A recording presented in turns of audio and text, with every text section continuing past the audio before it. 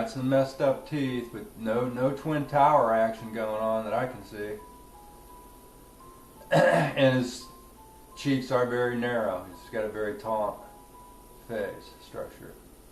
And his hair is turning gray, but not completely gray. Okay, now here he is, fully gray, and he's lost much of his lower teeth. Okay, the guy says he's not a dentist and he doesn't know what's going on here, but it looks like the teeth have been filed down or to stub filings for denture work. But anyway, here's the phony hawking. Okay. And where's the gray? It's more blondish and dirty blonde than gray, but yeah, and the teeth are completely different than that.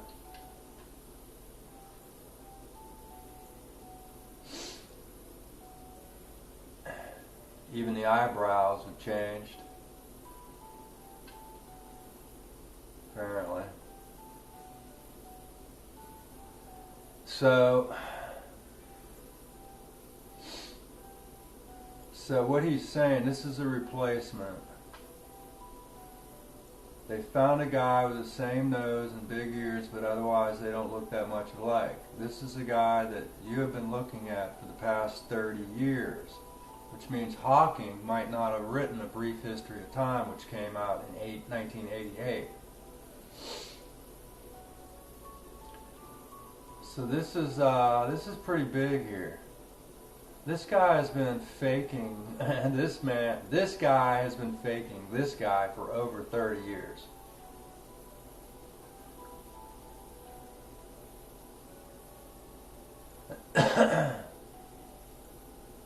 Amazing that he's aged 20 years with a debilitating disease and got younger looking at the same time.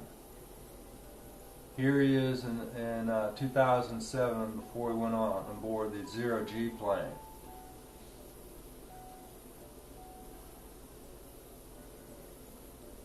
He was supposed to be 65 in 2007. Looks great for 65, eh? Unfortunately, he already looked older than that in 1982, 25 years earlier. See the problem here, people? Here he is in 2007 looking younger than he did in 1982. It just doesn't make any sense. And his face got shorter. Normally your face gets longer as you age. Here's a recent photo of this gentleman, the actor, with the Twin Tower action. Again, the teeth are the clue. This may be the same guy as our blonde imposter, but it certainly isn't Stephen Hawking.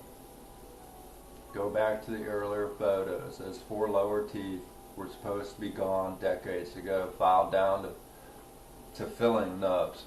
Are we supposed to believe they regrew? This is just bullshit, guys. They are making fun of us. Ridiculous. Twin Tower teeth.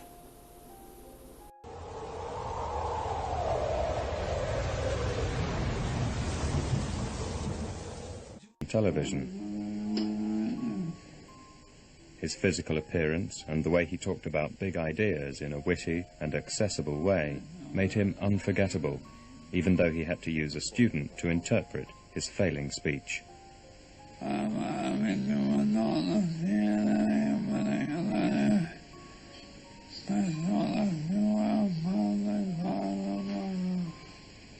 You wouldn't see anything special if you passed inside the black hole.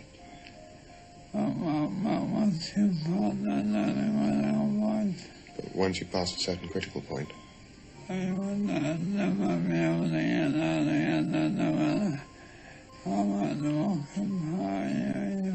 you'd never be able to get out again, no matter how much rocket power you used. Hi, this is Bud Patriot with Bible Prophecy Inspired. And what you've just heard was Stephen Hawking's and a lot of gibberish, and his translator who understood every word of it, which to me is totally amazing and unbelievable, because there's no way that guy is going to understand every word that Stephen Hawking said as quick as he did. This is a pre-scripted thing. That he has a script. Look, we're being fooled by the government constantly. This is another one of their fraud, hoax, whatever you want to call it. Stephen Hawking is a fraud. He's invented by the government. It's not like he can fight back. He can't do anything, so his free will is not his own. And the government uses him because they know if they make somebody look smart, they will trust him and listen to him and what he says about the universe and everything else. When the fact is, he probably does not know jack. He probably doesn't even have much of a brain functioning. So, and because when you deteriorate your body-wise and so on, so does your brain. Everything starts deteriorating. He's probably like a 2-year-old kid inside that body. But anyhow, if we had this kind of technology, don't you think we would be using it to question terrorists? I mean, instead of waterboarding, we could put this little black headband on him that he wears that supposedly reads his thoughts and then computes it to a computer which goes through the speaker and speaks for him. So, if we have that kind of technology, why are we not using it on terrorists? Why are we not, all companies aren't using it? I mean, FBI should be having them.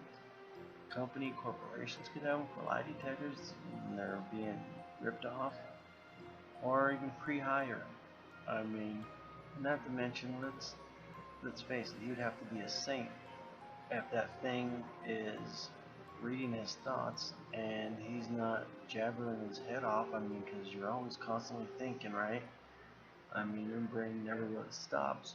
It would never shut up. It would be going off like crazy, not to mention, and some of his thoughts may not be so pure. So, I don't know. I mean, that's like having a mind reading machine that doesn't exist.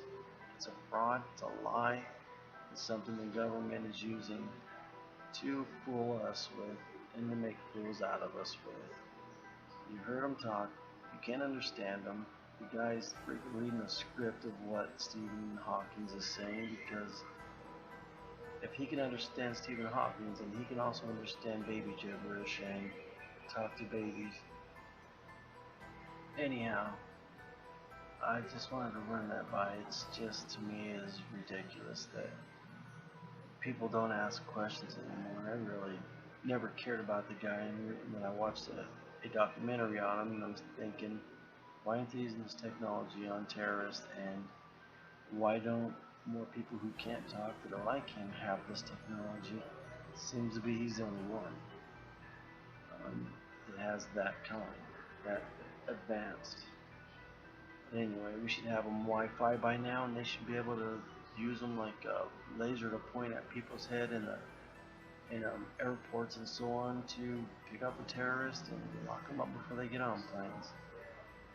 This is just total bull BS, no doubt about it. We've been fooled. Stephen Hawking is a fraud, and the government has once again made fools out of whoever believed in Stephen Hawking. Okay, I never really did. I always thought it was crazy that they think this guy is an Einstein. That's like having a Siri built in. You can talk to your own phone now, and it does what it does. So, anyhow, you make up your own mind. Doesn't matter to me, but I'm saying he's a fraud. If we had this kind of technology, we would be using it everywhere, and nobody would be able to lie anymore. Have a good day. For the first 5 or so years of my life, I didn't really get to know him as a person, just because I couldn't understand what he was saying. I knew he was my dad, but never really bonded with him at all. And I could actually start to speak to him when he got the voice box. We managed to build up a bit of a relationship from then on. You know, he'd take me to buy ice creams, and we'd play Monopoly together. It's just ironic that it was through the voice of someone else that enabled me to build up a relationship with him. I'm your host, Peter Mansbridge. Tonight, science mathematics, physics. A world the regular human being cannot grasp. So we lend our voices, our understanding to the geniuses of theoretical physics. Tonight, the BBC, in collaboration with its Canadian affiliate, the Canadian Broadcasting Corporation, release one of the most disturbing, controversial interviews in the CBC's archives. In Inside Weekly, a banned radio broadcast documentary that has been on the shelves for upwards to about 3 decades, we dig deep into the bowels and the annals of the CBC Corporation to bring you a scandalous, uncensored interview with the man behind Stephen Hawking's voice. The keyboardist, the man who types in every word and every sentence that the world's foremost theoretical physicists and specialists on outer space and its expansion, and what evokes a thought in his mind. How much of what you hear of Stephen Hawking is from Stephen Hawking? Well, tonight, the startling revelations will not only disturb you, but creep most people out as we take you into the mind of Stephen Hawking and those behind it.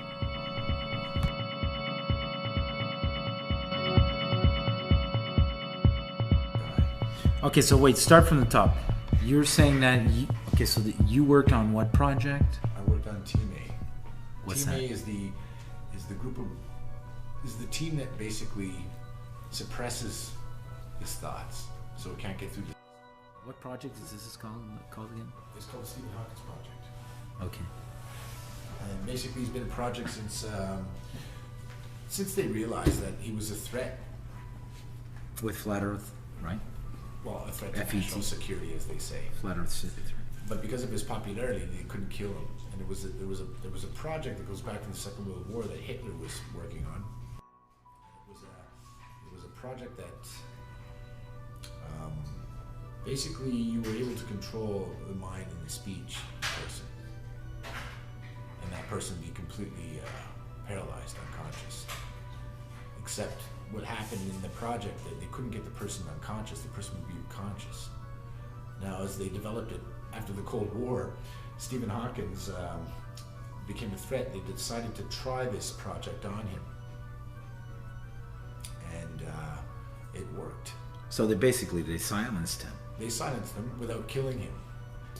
Because he is moving still. He's got his eyelids are kind of flickering. His eyeballs are moving. Yeah, they didn't want to kill him because they thought if they killed him, it would look bad. And then more theories would come out and people would start to figure out things. Okay. So they figured by keeping him alive, but yet controlling his thoughts and his speech and everything he says, sort of misdirecting from what he was working on. Well, they're not really controlling him. They just shut him down, and now they have a recording. That's it. And basically what they're saying is keeping the national security theory alive and thriving it. Well, so basically, if I got this right, he was starting to uncover a massive conspiracy. He was starting to discover the possibility of flat Earth theory. Yeah, he started seeing the occult symbolism everywhere with the UN flag and all that. Right. And that's when he got pricked with that needle. Well, that was just a temporary thing. But he got mugged, he got the needle. Now we have him on a system which it pulses through his neurological system. Yeah, well, shuts down his regular thoughts and paralyzes him. But the voice, you're just as much. You got him paralyzed, but you guys are writing what he's saying. We went through all this before, but before we get to that, just to state what you were doing, Well, at first I was a neurological shutdown. I monitored a screen, and when I saw that his thoughts were getting through the system, I would stun him and shut him down. It's worse than air traffic controlling. Watching thoughts come out, I mean, and especially this guy, he's pretty smart. It's pretty stressful work. Like he was pretty smart. I mean, we all work for the Air Force. We're all at NASA. Or, well, whatever, neural connections. When you say thoughts, you're talking about neural connections. I want to This move is my the guy that elbow. used the- I want to move my elbow. No, you don't. This is the guy that uses a few more percent of his brain than most people, right? Yeah. So you have to imagine that few percent and how much it's really worth. Imagine like the early programs that we had and sort of the shutdown was very difficult. We were like 15 and 20 guys Trying to shut his thoughts down. that monitored screens that were To shut down his thoughts. to shut down his thoughts. People. Well, what's coming out of his mind- How does the machine interface with his brain to know what he's saying? How does that work? Like where do you plug that in? Well, how does that plug work? Well, it doesn't. It doesn't. So there is no plug. So The only you guys plug are that just we have talking. in him is the plug So it's that- just you guys are talking. The only plug that we have in it is the plug to shut him down. So Okay. he can't talk. So he can't talk, can't move. Can't. So all the rest is you guys. You guys are doing all the talking. That's Team coming- B. What they do is they control everything that sort of comes out. Well, basically comes out of Stephen Hawkins. But that's a lot of top secret information we're not allowed to know. Crews of people come in, groups of different people, little whispers. Guy starts writing. We hear it when you hear it. And yeah, I would say that the theories that are coming out of them now are more in the interest of national security because that's what they want. Now it's one guy. It's one guy. Keeps So it's like one guy completely can do shut down. I mean, the guy. there's How a does he do that? rotation. He's got a button. Actually, no. I think there's 3 guys because it's on rotation 24 hours. Yeah. So what is it, like a button almost? Like it's No, down it's to a remote? it's a screen, and when it raises past a certain level, it's like it's going to get to a point where it might get out. So we keep them down there. Just by pushing a button, it lowers it. There's been one incident when the system was first developed, which Yeah, is so just based off the old system. Yeah. How many people you shut down? Right now, well, there is others. There's new experiments now where we could have them actually walking and talking, and not even be themselves at all. Unfortunately, the drugs in the system that we tried with Mr. Hawkins sort of crippled him. So he is crippled as a result of the drugs that he was given. And although he is more mobile than he appears, because we constantly have him drugged, we constantly have him stunned, we constantly have him shut down. But they do work his eyes. They do work certain things. And So it's really- basically a whole puppet, basically. It's Mm. like a puppet for NASA. Exactly. We call him the puppet in the office. We do. We refer to ourselves as puppeteers. There's the core, which is 3 others. We call ourselves the 3 puppeteers. All right, could you say that again? The team of writers? The team of writers today aren't writers. They're typists. They type in what they're told. You get a file, says top secret, for your eyes only. You got some security standing around you. You type in what you're reading off the file. You send. They grab the copy. They destroy it. That's it. That's all. Is that right? Yeah. So there's no way of... And then 3 or 4 days later, you're watching television and there's Stephen Hawkins, the documentary, saying exact same thing. saying everything I written in. Never a key, a USB key, never a disc, never that. Always a piece of paper in an envelope, top secret, delivered by security, standing behind me. And you would retype I it? open it up. I'm not allowed to read it. I have to put it down and just type what I read as I see it. And then it's taken away, send, and I don't know what the hell, when's this gonna happen? So you have no way of knowing what you have no time to reread it while you're typing it. No. What was last Even time? the episode of The Simpsons that he did, we had to write that. They gave us the script. But was that really his voice in The Simpsons? Yeah. I heard it was really somebody him. imitating his voice. No, it was him, actually, for sure. No, it's in the credits. But he has ALS. It would never pass on TV. They wouldn't allow his real voice. He's just mumbling. Well, it's not his real voice. It's the voice from the Simon Spell. Or the Yeah. From And the software. The technology of that kind of... what's the software called? Simon Says. Simon Spell. It's voice back. What did you say? You just said Simon Spell. Simon Spell. Simon Says. Simon. The game Simon. I Spell. The software is called Simon Spell. Simon Spell. That's what we call it in the lab. but basically it's that It's game Simon that you Says. had as a kid. Spell car, C-A-R. That voice. Oh, it's We Simon took it from Spell. that voice. Okay. You know, because that was the only voice around at the time, and unfortunately, because of technological advancements and the fact that these crooners won't go realize, they think it's authentic to keep his voice the same way. Because if you change his voice now, it'll take people's mind off of what they believe he's saying because of what they believe he is. So they thought like maybe mellowing out his voice and making it smoother, but then because the technology's there now, but they thought no, we'll stick with the old stuff because people will freak out if that voice changes, if he gets a new voice. Because there is technology out now right now where you can have a much smoother delivery when you're talking. Like you don't have to talk, you could talk like a regular human being. There's like some pretty advanced voice recognition, spell and speak software programs out there. I've heard of them. You can get the voice of William Shatner. You could get the voice of Yeah, well, that's Clint just, Eastwood, unfortunately, Kevin Spacey.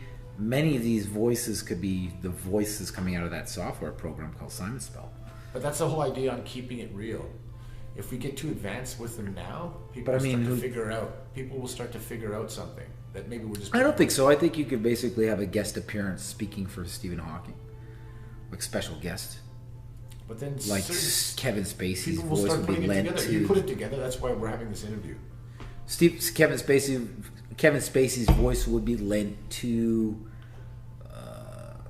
playing the voice of Stephen Hawking for No, like but then one no, lecture. that would break the belief. Or would that be bad? Because then people just like, now it's really obvious you're just wheeling out a vegetable and then you're just playing anything. Exactly. That's the problem with that, and that's the reason why we never changed his voice. But isn't that what you're doing anyway? No, we had meetings about this. Should we change his voice, evolve his voice, get a new software system? Something his hipper voice? for the youth. But then again, it would take away what we know as Stephen Hawking. As Stephen Hawking. What we created as the version of Stephen Hawking as we know it. If we change that voice, it would be like changing your voice.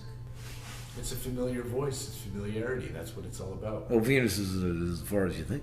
The funny thing is, it's like some of the theories that he started out writing about, and some of these so-called smart scientists that backed him on it. And then when we did the changeover and the shutdown, Yeah. well, Because you obviously aren't supposed to know this.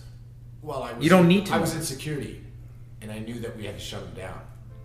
And when you know they have to shut somebody down, it's for those reasons. And So you were in security and you got transferred into memo type. well, I was in Memo security, but I wasn't actually the frontline security guy. I was one of those back tech guys.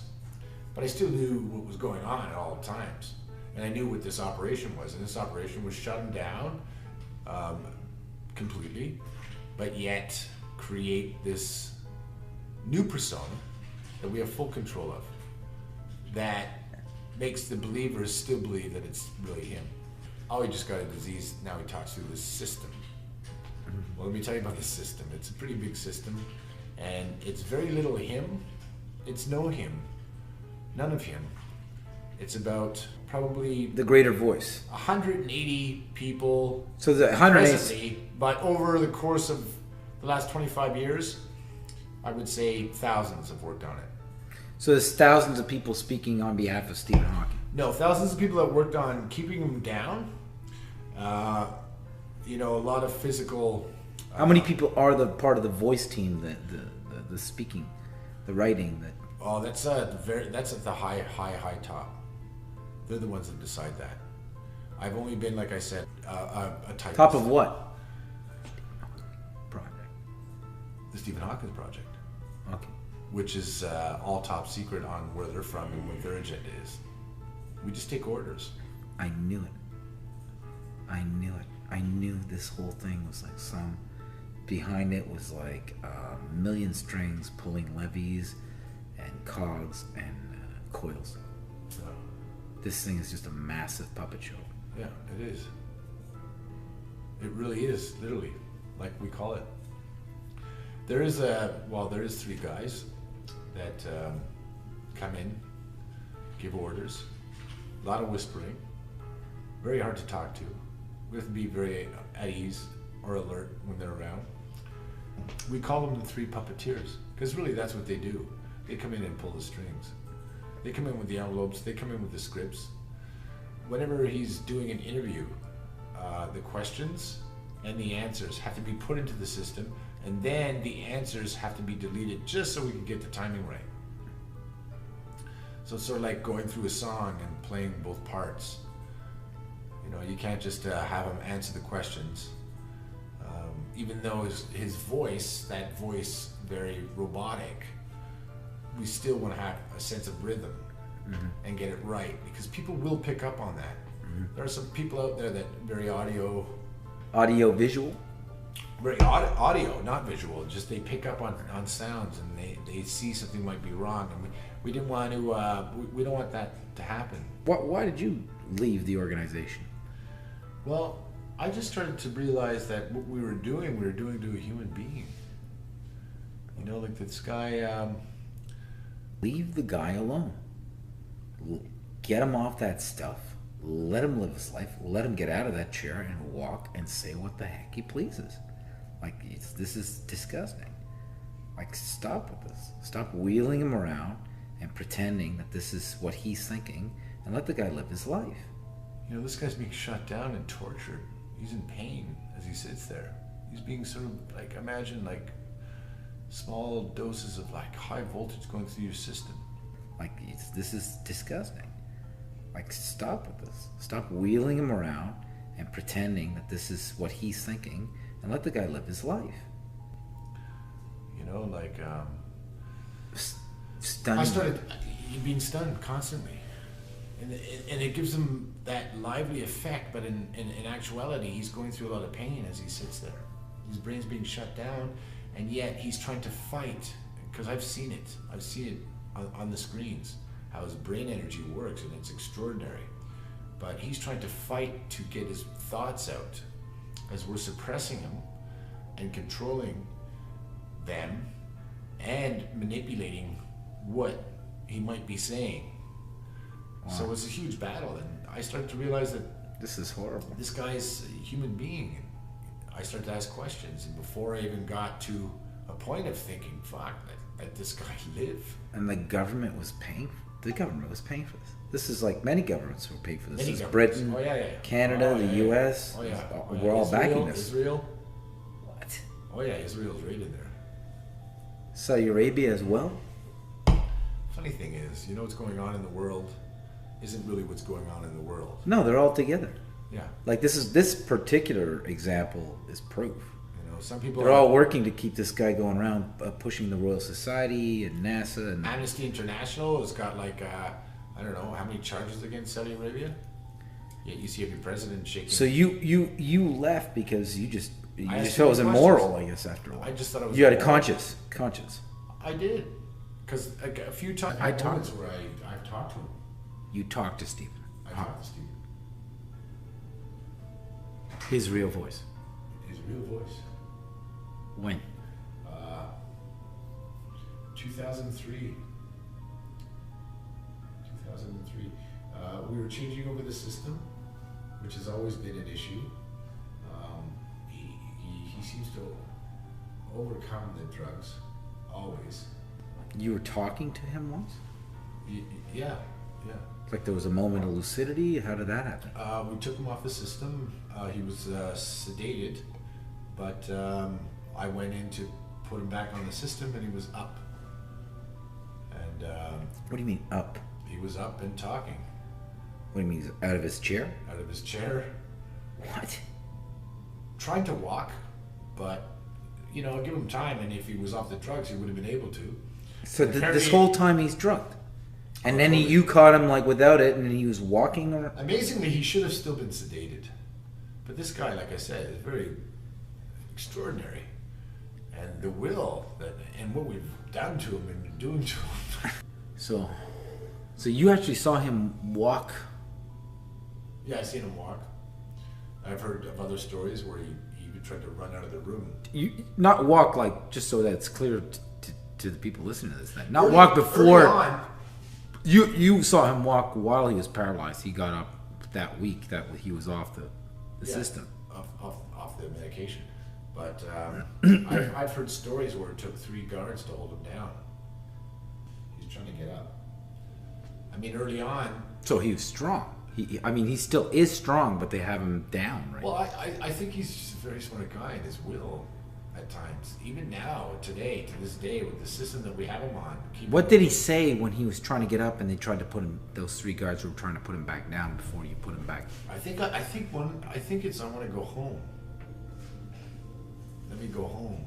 Let me go home. Just let me live my life. Yeah.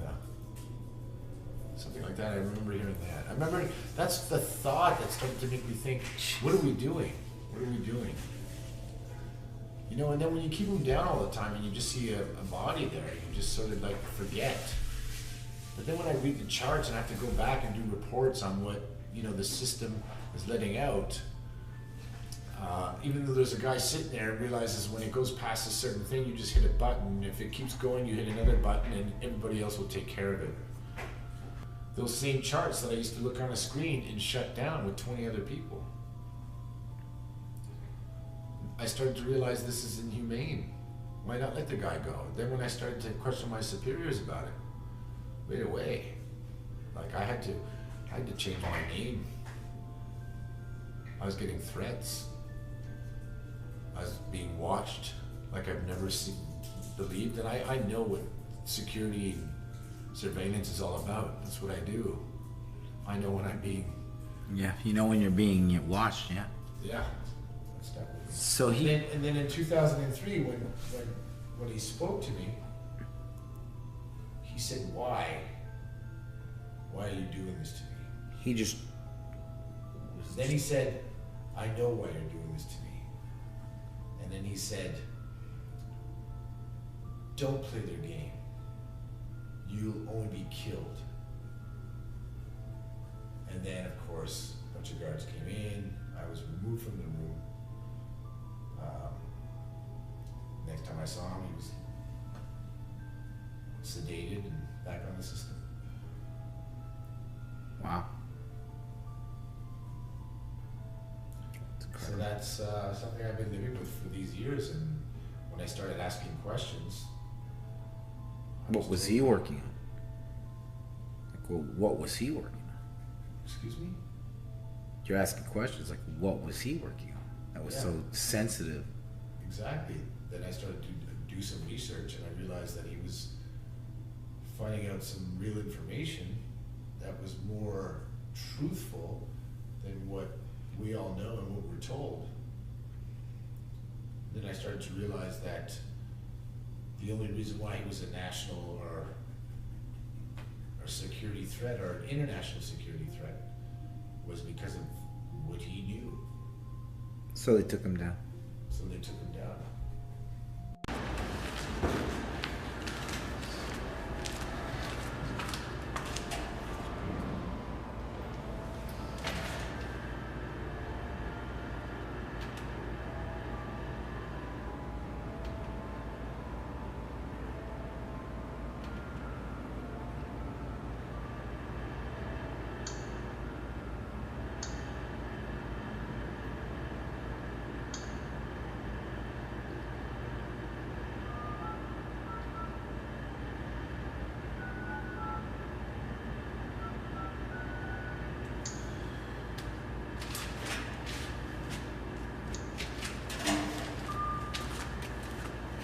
Oh, is that right? I want to find out what he's going to be like speaking next. Booking Stephen Hawking.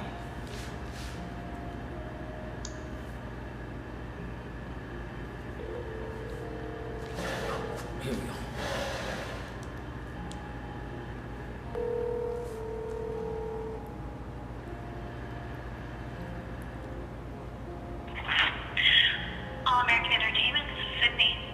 Hi, you're a booking agent?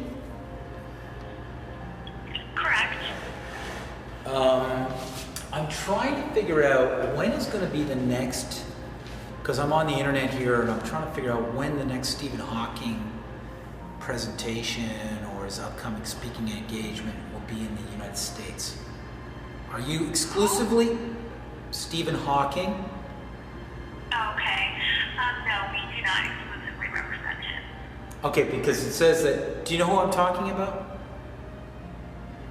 Yes.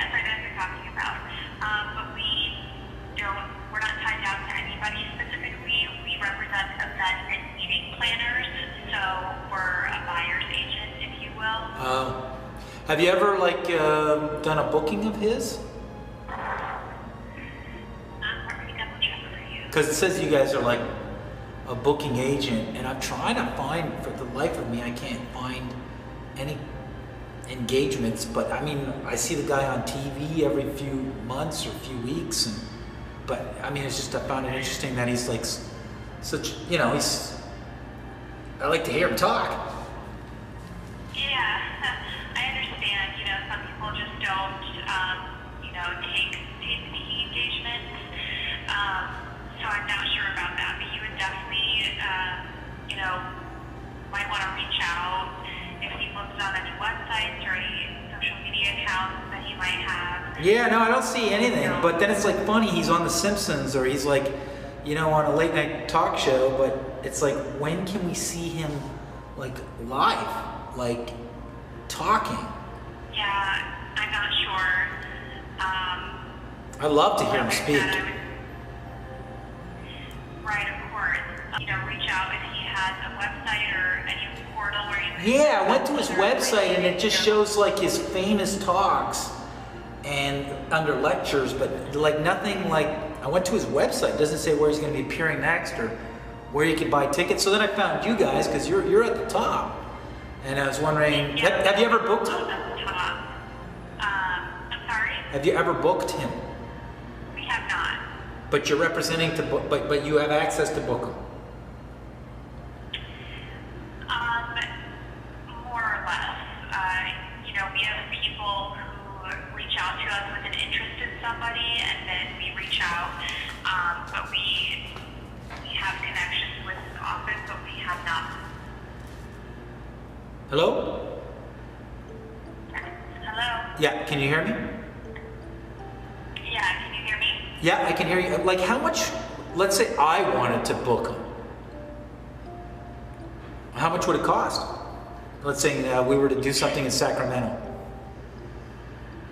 So we mainly look for private corporate events and universities or nonprofits, things like that. So if you had, you know, your whole event laid out and could give me all those details, you know, I would then. Oh, it wouldn't be for private. It'd be we sell tickets. We do it at the. Yeah, unfortunately, we don't, you know, handle publicly ticketed events. So you guys represent him, but you've never actually booked him.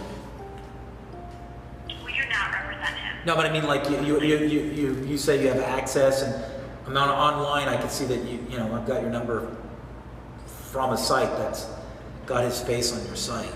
So, but you've never actually booked him for any private gigs, even though you have access. It's somebody you could book, but you've never actually booked him. Possibly. Yeah, correct.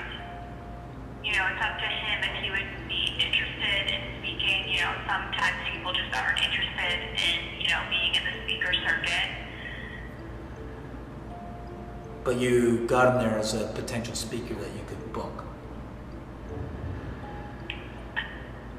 How many We people? have him there because people request him. And yet no request has ever been followed through. We have never booked him, correct? How many requests do you get to book him? Like, have you ever had anybody call you up and personally and say, "Hey, I'd like to book him," yourself, or? Yes. Oh, you have? Like a lot, or can you count them on your finger? I don't know how many, sir. Oh, so it's more than on your two fingers, 2 hands. I couldn't give you a number. But you do recall somebody like calling you to book them in the past. Yes, we have had people interested. Are you What was the for a private corporate event? Well, it depends. I could be interested in doing it for a private corporate event. I'm just trying to figure out like your outreach to them and what's the success rate, you know, because you know, I want to know who I'm going to call to book him for a private event, or see if we can organize or produce an event where he's going to be a guest speaker. Okay, sir. Well, once you have those event details, I can pass it along to one of our agents here, and they can give you more specific information as to, you know, his availability and pricing. Oh yeah. What do you think something I like don't have that? that information. Yeah. But you've had requests, but for some reason it never went through. What was the reason? I don't know, sir. How many people work for your company? Is it a big company?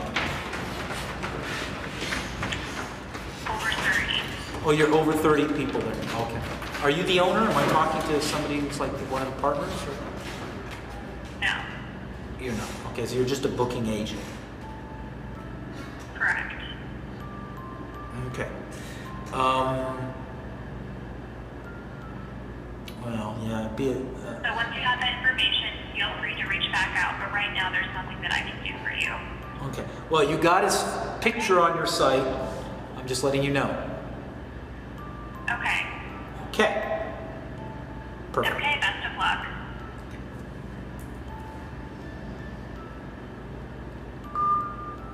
What the fuck is going on here?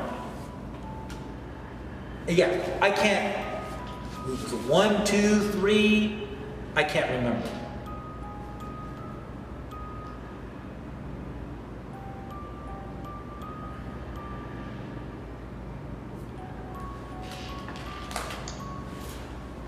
They're using his face on his site, on their site. This is the oldest. Okay, I'm calling it Guinness. I'm calling it Guinness. Enough is enough. If you are calling to inquire about setting or breaking a record, please register an account and submit an application on our website at www.guinnessworldrecords.com. This is the process to introduce your record proposal and receive the official guidelines. If you are calling regarding an existing record claim and have your claim ID number, please press 1.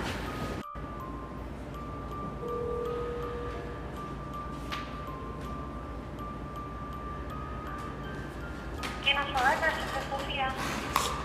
Sorry, what's your name? Hello? Yeah, hi. Can you hear me? Yeah. What's your name? Sophia? Sophia, hi. You guys are out of Brooklyn? No, we're in the city. We're in New York. Oh, you're in New York. Okay.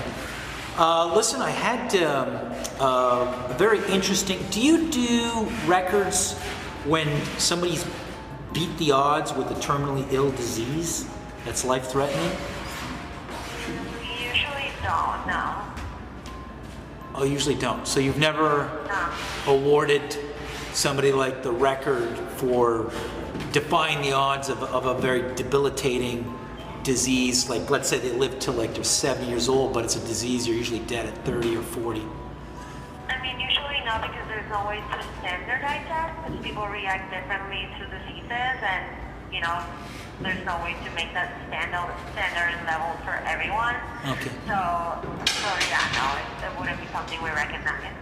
So you wouldn't have, because it seems to me like the Guinness Book of World Records is very specific and unique. It's not like, sometimes it's like it's a one-time situation, and then it's just that person. Am I correct on that? Yes. Okay. Here's the what I'm going to propose, and it's kind of like a tribute to the person, and I think it'd be a great sort of event. It's the longest living ALS survivor. Do you know who that is? No, not aware. He's pretty well known. Take a guess. Oh, Stephen Hawking. Stephen Hawking. He's got Lou Gehrig's disease, and he's outbeat Lou Gehrig himself. I find it fascinating. I mean, I'm surprised that nobody's given this guy a trophy. Or what's his secret to youth or to health, to have ALS? So that's what I mean. I've been wanting to call you guys up for a while. I actually had some free time finally. I think this is momentous, and no one's bringing it up. No one's even discussing it. Don't you think? I mean, I don't take care of that because I don't work with the records team. So if you want that option to be explored, you can. How about this? Do you have like somebody's extension you could just transfer me? I'm gonna pitch it, and then I'll leave my number. No, it would have to be via email. The to our inquiries inbox? I have a feeling it's going to be ignored. No, I won't, because like there's people managing that. This is. I mean, you got a guy here who has all the knowledge about our universe in his head, and he's also like the longest living ALS survivor. I think this is incredible. Yeah, so if that's how you feel, then you can send an email to our inquiries inbox. And How do you feel about that? Do you think they would do something? I mean, I'm in no position to discuss that right now. Well, what do you? I mean, but are you waiting for the guy to die before you would? Because I know when he dies, he's on record as being the world record holder ALS survivor. I am in no way control of that. That's why I'm encouraging you to email us@guinnessworldrecords.com and someone will get back to you. By phone or by email? By email. Because I know that the minute he dies, you guys are putting it in the record books. I know it. Okay. I don't control what goes in the book either, so I can't guarantee that or not. Well, I think we should do it while he's alive. And then also find out what his eating habits are, what his secret is. So the other ALS people, like children and young adults, can also maybe do the same dietary regime that he's on. Okay, then you can send an email. Yeah, I'm going to write all this out. Is there anybody in particular that I should address this to that you know would be reading it? It goes to a group of people that respond to inquiries collectively, so I can't point out someone. It is fascinating what I just said, isn't it? Sure, yeah. Okay. I guess you get all sorts of strange calls every day, but I think this one is just right in your face. I mean, I work in the press department, so not many of my calls are strange. They're mostly media related, so that's why I'm encouraging you to send it to the inquiry. I will. Where usually record inquiries go. How about this though? Do me a favor and just bring it up at the water cooler. Just talk amongst yourselves. I want to We get don't have water coolers, but your latte, your espresso machine. Just plant the seed because I'm going to send this email out. This is momentous. Okay. Thank you. Have a nice day. Bye. Bye.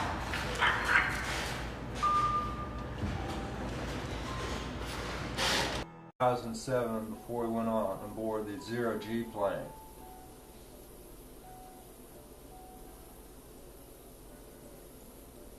He was supposed to be 65 in 2007. Looks great for 65, eh? Unfortunately, he already looked older than that in 1982, 25 years earlier. See the problem here, people? Here he is in 2007 looking younger than he did in 1982. It just doesn't make any sense. And his face got shorter. Normally your face gets longer as you age. Here's a recent photo of this gentleman, the actor with the Twin Tower action. Again, the teeth are the clue. This may be the same guy as our blonde imposter, but it certainly isn't Stephen Hawking. Go back to the earlier photos. Those 4 lower teeth were supposed to be gone decades ago, filed down to filling nubs. Are we supposed to believe they regrew? This is just bullshit, guys. They are making fun of us. Ridiculous. Twin Tower teeth.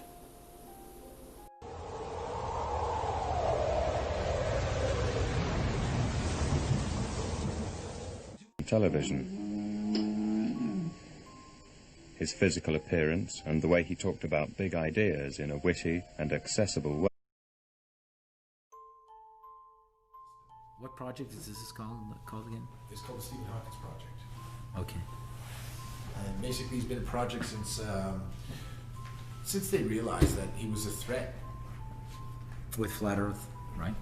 Well, a threat to FET. national security, as they say. Flat Earth City. But because of his popularity, they couldn't kill him. And there was a project that goes back to the Second World War that Hitler was working on.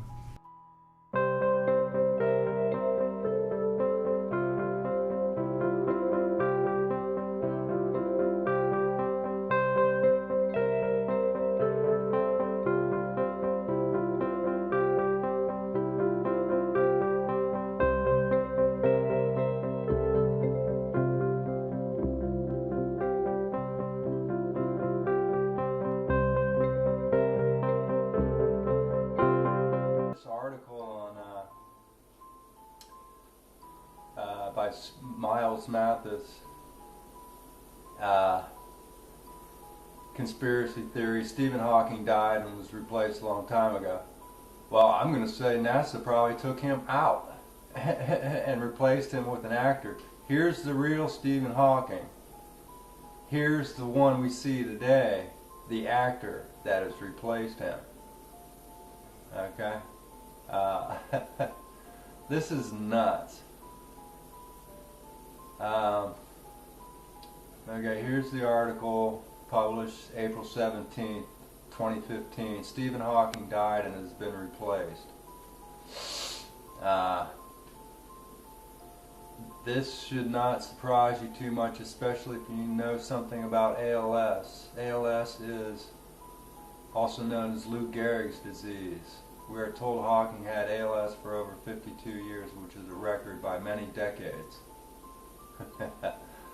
Oh gosh, this is just... The average survival time for ALS is 4 years.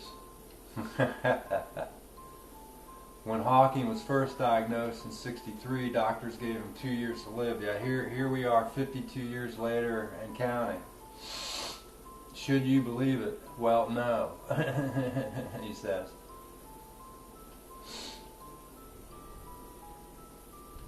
Okay, so this is the real Stephen Hawking here. Notice the longest face and skinny neck. Also notice the dark brown hair. That doesn't give a date for this, but... Okay, here's the real Hawking again a few years later. He's got some messed up teeth, but no Twin Tower action going on that I can see. And his cheeks are very narrow. He's got a very taunt face structure. And his hair is turning gray, but not completely gray. Okay, now here he is, fully gray, and he's lost much of his lower teeth. Okay, the guy says he's not a dentist and he doesn't know what's going on here, but it looks like the teeth have been filed down or to stub filings for denture work. But anyway, here's the phony Hawking. Okay. And where's the gray? It's more blondish and dirty blonde than gray, but yeah, and the teeth are completely different than that.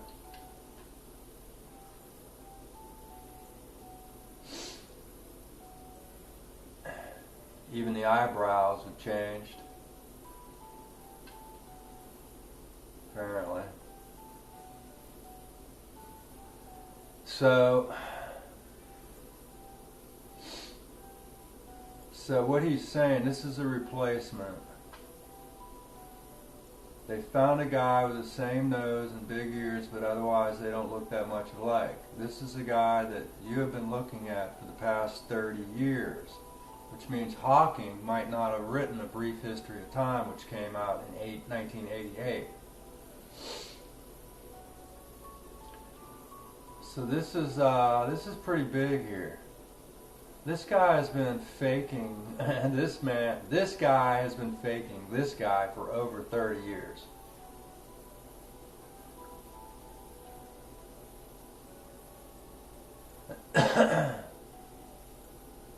Amazing that he's aged 20 years with a debilitating disease and got younger looking at the same time. Here he is in 2000. Made him unforgettable, even though he had to use a student to interpret his failing speech.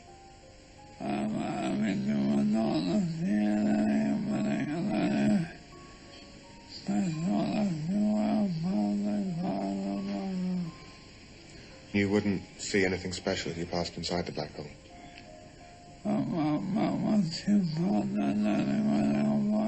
But once you pass a certain critical point,